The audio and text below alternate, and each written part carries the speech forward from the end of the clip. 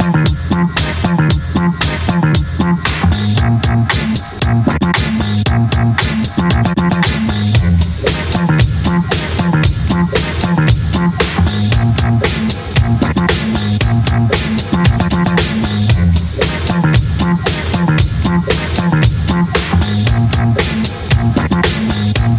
to the Power Factor Show. Episode 167. The bandwidth for this episode of the Power Factor Show is brought to you by the Firearms Radio Network. Firearmsradio.tv. Sponsored by Taylor Freelance, Rainier Ballistics, Hodgson Powders, and JPL Precision. Hey Power Factor fans, I'm Larry, and these are some exciting times. Here we are in early 2014, and we've got some new rules, at least on the website. Nothing new printed yet. I'm still hanging on to my ragged 2010 version of the rule book. But as of February 1st, we've got some new rules to take effect in USPSA. Now, this is not as dramatic of a rule change as IDPA just went through last October 1st, 2013. That was like, yeah, they had some rule addendums, but that was kind of their first new rule book since the sport began, pretty much. I mean, like I said, they had some little changes here and there, but this for IDPA was a major rules revamp based on years of comments, complaints, criticisms, constructive criticisms from the membership. This with USPSA, every few years we get a few tweaks here and there. Some of them are pretty big deal. Some of them are not such a big deal, and we're just going to go through some of that. I've got crap. Let's see here. Where's my piece of paper here? So first of all, the first match we went through this year, which you will have seen recently, the first Marysville match of the year. We have our shooters meeting at the beginning of the match, and I stepped up as kind of the rules guy, which is why I'm on this show. I stepped up to talk about new rules that would affect our match. So let's start talking about these new rules.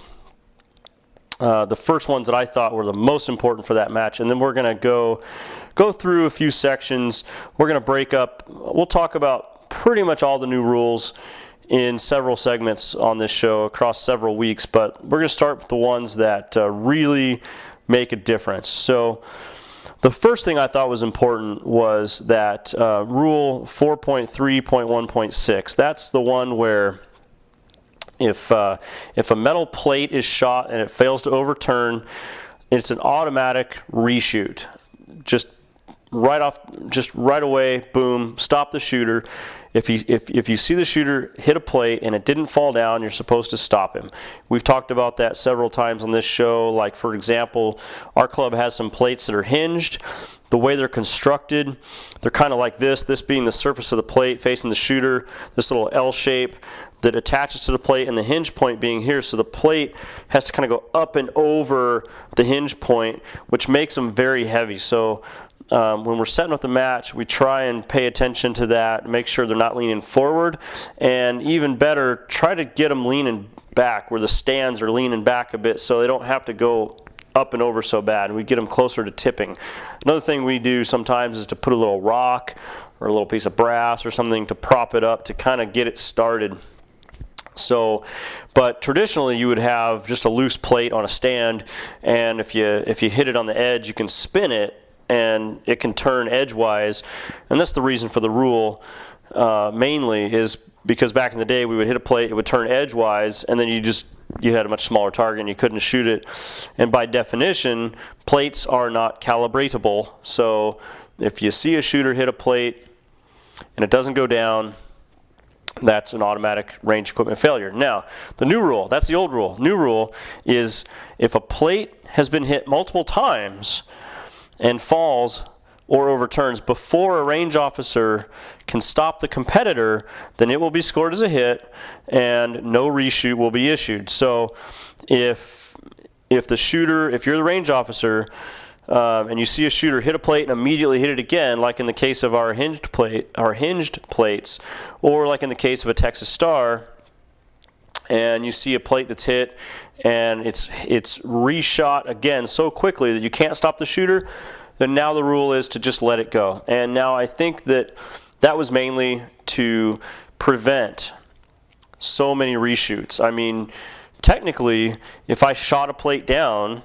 I could still say, hey, why didn't you stop me? That should have been a reshoot, and I would do that. But now if I shoot it down, the RO is supposed to just let me finish the stage, and that's it. So the intent here is to reduce the number of reshoots that are issued for this purpose. The tough thing is now, I think, is the RO really on the ball? And I would put a message out to all the range officers out there, really, really be focused on the shooter and what they're shooting, because when they come across a plate, it is your job to still try and stop the shooter for a reshoot. Now,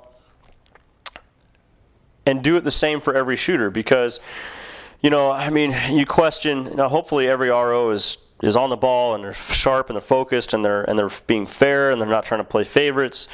But if you pay attention for one shooter one way and another shooter a different way, it kind of changes up the competitive equity. And so I'm not a huge fan.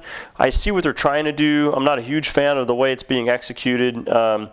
Like I said, you could have some unscrupulous ROs, like, what if I'm the shooter and I hit a plate and I know it didn't go down and I'm going to the next target, and in the back of my mind I'm going, come on, RO, stop me for a reshoot, because I should have a reshoot. The plate didn't behave the way it did for everybody else. I don't like that. As the shooter, I don't want to be thinking about that kind of stuff. I want to be focused on what I'm doing. So I'm not really sure what I would do. I would just hope that the RO would stop me and we would go through the reshoot as it should be. So there's a new rule, 4.3.1, 0.6.1.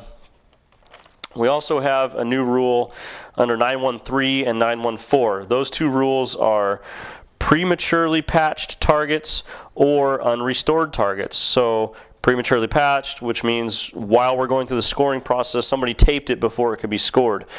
The other scenario is if it wasn't taped from the last shooter and now you're coming up to score it and there's 4 holes instead of 2. So the rule that they added here on both of those, they've tacked on an extra line which says reviewing previous score sheets is now prohibited.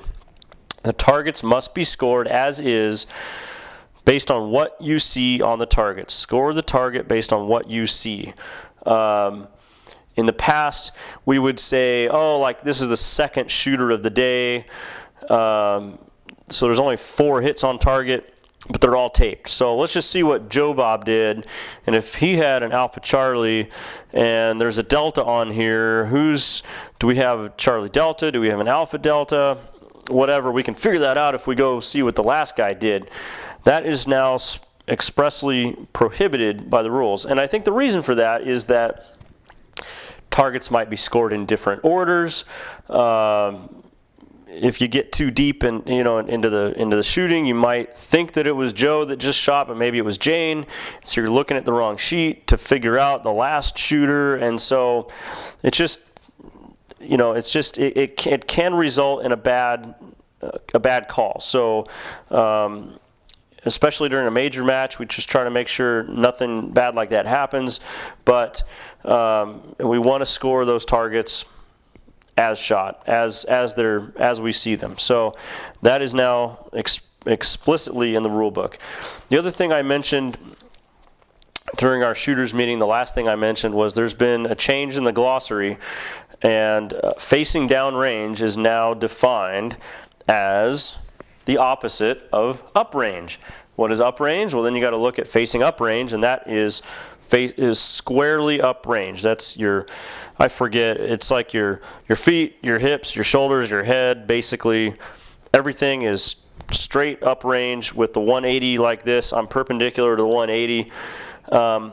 the actual wording in the new rule book, which is so far only available in electronic version, the actual wording says the opposite of facing uprange. Personally, I think they should have wrote it out. I don't really like that. Seems sloppy to me. It seems a little sloppy to say, oh, we'll go look at the other rule and to find out what this rule is. They should have said, feet, hips, shoulders, head, squarely downrange, perpendicular to the 180, straight down at the backstop, or whatever it says. I don't like the fact that they just kind of got lazy and wrote, oh, it's the opposite of uprange. Because what is opposite, really? I mean, I don't know, you don't want to get into semantics, but, facing uprange is defined as, like I said, shoulders, hips, parallel to the backstop or something like that. Well, then you could argue, well, then the opposite of that is not parallel to the backstop for downrange. It's just kind of silly. And I don't know if anyone's going to try to be silly like that, but they should have, in my opinion, just simply wrote exactly as it says facing uprange, which is here. Face and feet pointing straight uprange with shoulders parallel to the backstop. Well, then they should have wrote the same thing, face and feet pointing straight downrange, parallel to the backstop. Personally, I think it's a little sloppy. So now we're going to get into the things that I think are the most important for this first episode on the new rules. That's going to be competitor equipment, scoring, and penalties. I just took a few notes. I kind of paraphrased here. Let's get started in Chapter 5, Competitor Equipment, Rule 5.2.1. They now have it written that removing the holster or the belt with the handgun still in the holster is now, in writing, is now a DQable offense unless you're at the safety area and it's all unloaded. But we had in the past, there's holsters that are designed that you could remove the holster with the gun in it and click it out of the belt hanger and remove the holster with the gun in it. I had an incident years ago with a guy that took his, to go to the bathroom, so he took his whole belt off with the gun still in it at the stage and just set it on the table and went off. And I'm like, hey, what the heck? Whose stuff is this? There's a gun laying here. Sure, it's in the holster, but was not legal, and it was DQable back then under what rule, I forget, but it was a DQable offense there. They now have it in writing under 5.2.1. I think it might have been an official NROI ruling back then. Moving on to 5.2.3. This talks about the belt being securely fixed at the waist. This has been added to the glossary. Securely fixed now says in the glossary, the belt doesn't move when either the gun or the magazine is drawn from it without using both hands. That means you can't hold the belt in place with your offhand while you draw the gun, or hold the belt while you're drawing the magazine. Using the one hand, the gun comes out of the holster or the mag comes out of the pouch, your belt cannot move. And if it doesn't move, that means it is securely fixed at the waist. We had an issue at Area 1, oh my gosh, several years ago, I think it was 2010, where one of my friends shot the entire match with his inner belt on around his waist and the outer belt velcroed to that, but there were no belt loops. He was not using any pants with belt loops. And he shot the whole match this way, and every time he drew the gun, he was, by this new rule, he was fine. But like right as he was approaching the last stage of the day, the range master got a hold of him and said, hey, you don't have any belt loops. And there was a big argument ensued, and basically he was allowed to finish the match that way, much to the chagrin of the range master. But now at least we have it in writing. It's a little questionable whether it was actually legal back then, but it is now. So you don't need belt loops, but if you don't have belt loops, that holster cannot, the belt cannot move. That means, we don't want to see it lift up and then fall back down around your waist as the mags and the gun are coming out of your belt, out of your pouches, out of your holster. That is a safety issue if stuff is that loose on your waist, just from when you're moving around the range and resetting steel and taping targets. And we don't need guns falling out, even if they're unloaded. It's just a bad thing. It's a bad thing for your gun. It's a bad thing for keeping the flow, the match flow on schedule. Again, when you're going to a major match, everything's on a very tight time schedule, and we just don't need that. So luckily, I'm happy now to see, that's one I'm happy about, to see that in writing. Let's go to 5.2.4. This is where the spare ammo and the magazines, that they have to be on your belt unless specified otherwise. If the stage says put your mags on the table, they now have a clarification that says you can pick up the magazine and carry it for half the stage while you're shooting. You can hold a magazine in your hand and then go for a reload. Carrying the magazine in your hand does not constitute an illegal position, which is just almost silly. But there was some question at some time that if I'm shooting production, I can't store my mags in front of my hips, but what if I have it in my hand or something silly? I don't know. This is getting a little silly. It's getting a little ridiculous, but they've clarified it now. There you go. It's legal in production and single stack to carry your spare mag off the table, carry it in your hand until you use it for your reload. I didn't think it was a big deal, but apparently they thought it was a big enough deal to put it in writing. The last, and I'm not going through every rule change. I'm kind of hitting the high points, the ones that would affect most competitors.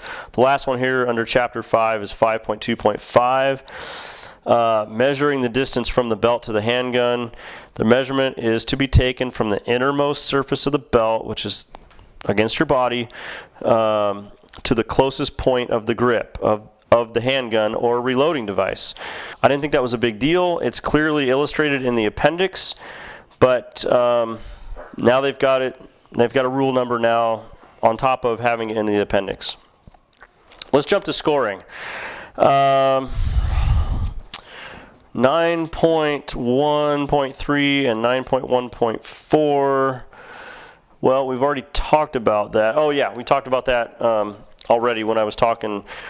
The announcement I made before our first match of the year, new rules that would be important. Again, that just said that we cannot review previous score sheets to help us figure out the score on the target that we're looking at. We have to judge that target based on what we see. So we've already talked about that. 993, this is interesting. I'm happy they have this now.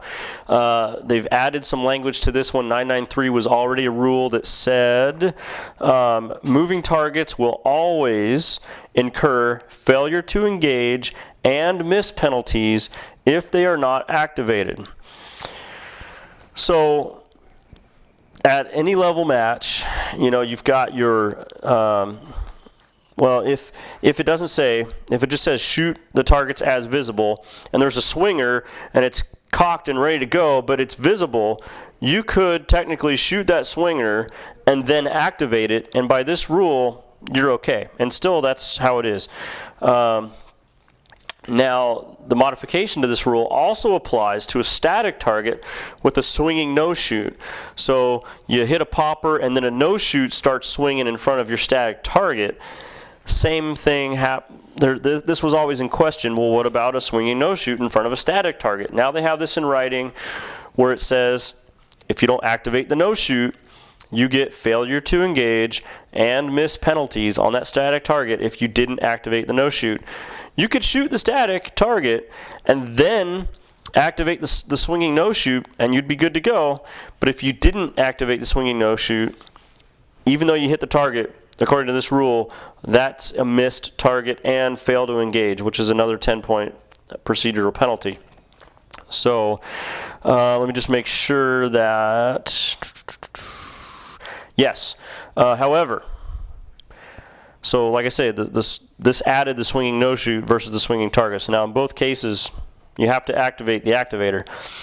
However, Rule 994 still says that the written stage briefing can, by writing, prevent you from engaging that prior to activation at level 1 matches only. So if you're a level 2 or level 3 match, you have to construct the course of fire so that the target, if you intend to have the target shot while swinging or while there's a no-shoot swinging in front of it, you have to build it that way at a level 2 or 3 match. At a level 1 match, you can now just simply write in the stage briefing that it's not allowed to engage without activating it. That's okay at level 1 to do that. So if you intend to do that at your club match, make sure you have that in writing. Otherwise, if I see a swinger just cocked and, with the stick underneath or the weight, I'll shoot it and then activate the activator, and that's what everybody else is going to do too. So there's a stage design tip for you.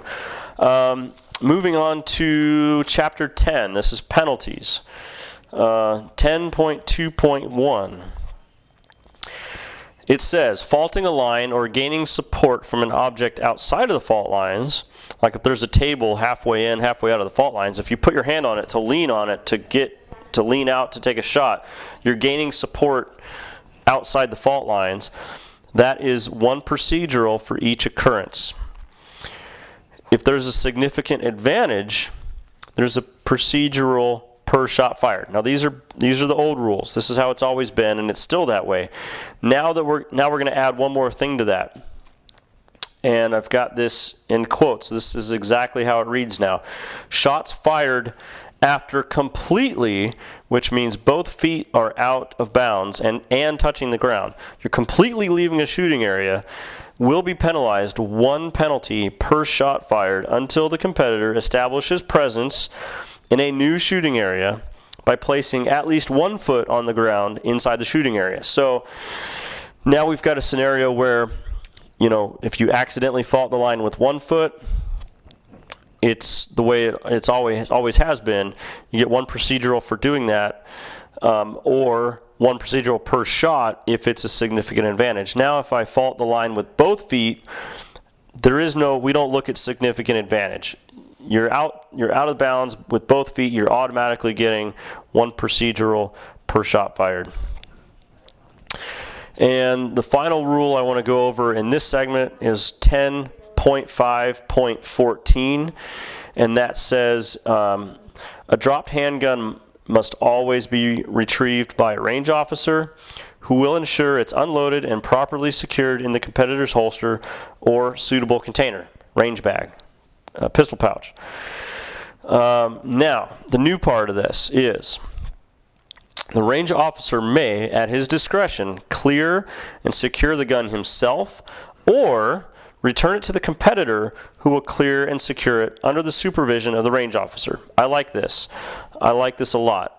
Before it was the range officer's duty to retrieve that gun. Of course, if it's pointing uprange, or you want to clear the area before you even touch it, make sure no one is going to be downrange of that muzzle before you touch the gun. Pick it up, clear the weapon, and place it directly into the shooter's holster or bag. That is a little over the top. I'm not comfortable placing a gun in someone's holster. It's just a little too close for comfort, invading my personal space kind of thing. Let me stick my hip out while you put my gun back in my holster for me. Now the RO, by rule, has the ability to clear the gun, hand it to the competitor, and let the competitor put the gun back in his holster. This is good from a safety perspective also. You might not know how every holster works. You got some race holsters with some funky things, and the last thing you want to do is try to put someone's open gun into one of these bikini type holsters and then have it drop on the ground again and just add insult to injury. So I do like that, and as an RO, I would almost always, I can't think of a scenario where I wouldn't prefer to pick up the gun and hand it to the competitor to put back in his holster. This does say you can also have the competitor clear the gun too. So now you might have, maybe you've got a new shooter. Let's say there's a brand new shooter. He's been involved in the sport for 3 months, and he's going in with both feet, and he's just become a range officer. But the only thing he's ever shot is a Glock. So the real simple platform. Now you've got a guy that drops his open gun. He might not be familiar with a single action gun with slide rackers and funky things and just thumb rests, and he might be a little overwhelmed by the situation. It would be best if it's a good thing for him to have the ability to pick the gun up off the ground in a safe direction, get it pointed in a safe direction. If it was facing uprange, make sure no one's downrange of that muzzle as he swings it downrange, and hands it to the competitor who's much more familiar with that gun, who can clear it, show me clear, back in the holster, and then go from there. If it was during the course of fire, then it would be a disqualification. If it was not during the course of fire, no harm, no foul. We just want to make sure that gun gets cleared. But I do like that, and I do approve of that rule. So that's going to be it for this segment. We'll get into more rule changes, which I think are important and interesting, next week. So thanks a lot, and check us out on Facebook, facebook.com/PowerFactorShow.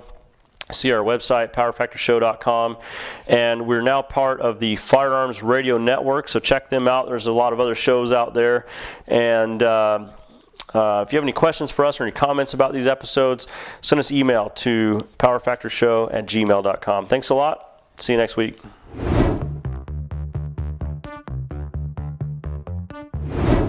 Okay, Power Factor fans, here's a little trivia question for you. If you're familiar with your new IDPA rulebook, there are instructions on how to test for how far offset your holstered gun and your pouched magazines are as you're wearing them on the belt. There's a dimension that is specified that when an object of that dimension is put between the gun and the body or between the magazine and the body, both the magazine and the body on the mag side and both the gun and the body on the gun side must be touching an object of this dimension. So the question is, what is the dimension of this object that you pass between the body and the gun and between the body and the magazine to determine if the offset is correct or excessive? So just give us a dimension. We'll accept metric equivalents, but of course in the rule book it's in inch measurement. But for fun and prizes, send your answers to powerfactorshow@gmail.com, and we'll announce the winner later. The Firearms Radio Network wants to take a moment to acknowledge Handgun Radio, hosted by Ryan Machad. Ryan has been hosting Handgun Radio since July of 2013 when he did his first show on bug guns. Check out the place to be for your news, discussion, and information in the handgunning world. handgunradio.com/iTunes. Subscribe now.